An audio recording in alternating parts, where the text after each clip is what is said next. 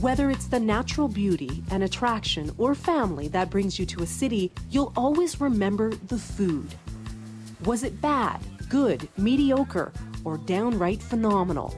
Vancouver chefs believe that you won't leave disappointed. In fact, they feel you'll have an unforgettable gastronomical experience, one that will have you coming back for more. And it all has to do with acceptance. On a personal level, on a plate level, on a food level it's concerned, I think the fact that I as an Indian can walk on the streets, be proud of who I am, the cultural diversity means a lot. The freedom of expression, that I can be of any faith in this country or in the city, and I don't need to be intimidated by it, is a big, big factor for me. I think it's a big factor because it goes to show that we're all tolerant enough. I think the most important thing, people, if you understand to other people, eat the food first, then you understand other culture. Very important. If you don't understand it, or kind of a discrimination, if eat other country food, less discrimination stuff. Very important. When you broaden your horizons, what's the best thing that comes out of it is the acceptance of another human being for how they eat, how they live, where they come from. So if they're using their hands, it's okay. If they're using their plate in a different way, it's okay. You're not like, whoa, what the hell is this happening here? So that element is broadening your horizons. Like nowadays, you can definitely say that when you go into a restaurant, even inside of Chinatown, okay, you can still go in and order what you want. I mean, it's not something that you look at and you say, oh no, this is not for me, but it is. You know, ask most Vancouverites if they've ever been for dim sum. I mean, 75 to 80% of them have been, right? So, you know, that's exposure. You know, I think most people have gone for Japanese. You know, some people don't like sushi, but I think there's a lot of people who have been to Japanese restaurants. Indian cuisine, the same thing there. I think a lot of people have experienced it some form or another in Vancouver. You know, and I think that's all part of the experience. Vancouver has what it takes to be the best city, not only just from a food point of view, but from the acceptance point of view of another human being. That acceptance of different ethnic cultures is what many believe makes Vancouver what it is today. As for the food these diverse groups have introduced to the mainstream, it hasn't been about satisfying the tastes of Western cultures. It's been about introducing the city's palate to traditional ethnic foods, taking Vancouver's cuisine to another level. I think the biggest advantage is that a lot of these chefs, or a lot of us, have traveled to different parts of the world and almost like come back to Vancouver, and I've started cooking food with what we have learned from our own travels, and you know, and putting it on the plate here.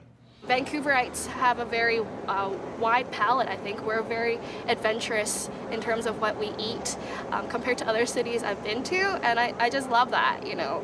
Hey, have you tried Vietnamese food? Have you tried Ethiopian food? We have it here, and so I think that's great.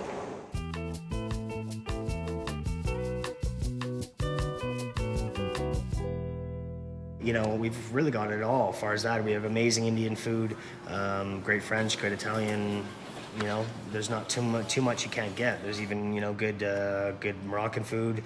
There's a couple good, you know, jerk chicken places and stuff like that. So really, just pretty much anything you want, you can get here, you know? There's some really unusual restaurants. There's some great restaurants. There's interesting chefs.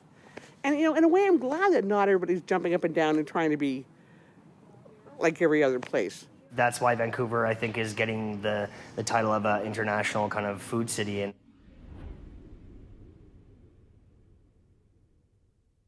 And I don't think it's because of our huge metropolis, and I don't think it's because of all the high-end restaurants. I think it's because of more of our mid-range and lower-end restaurants, from, you know, from Chinatown to Richmond to, you know, Indian food to French food to Korean food. I mean, we have very good separation between all of our cultured foods here. So I think it's just a real mismatch of everything. This is what Vancouver is. We are a amalgamation of all of us sitting around here. That's exactly what I did on the plate. I used local chicken, local produce, local potatoes, Indian spices, cream, and cooked in a French style of it. So when people say it's fusion, it's not really fusion. It's about times and lives of where we live today, who we are as human beings, you know. In fact, Vikram Vij has a special name for this amalgamation of cooking styles. He calls it the democracy of food.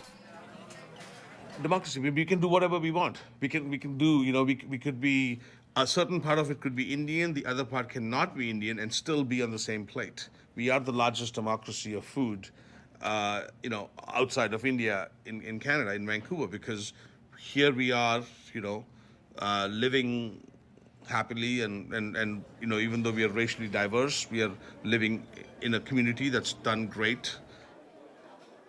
We have this real interesting cross-culturalism that has going on, and I think it's kind of part of being a Canadian, I think, in terms of being in the city, is to really see the real mix of that, and not just a mix in terms of you know, what I like per se, but I think what we really represent as a country, because I mean, we have that really diverse sort of diversity in terms of multiculturalism in our food.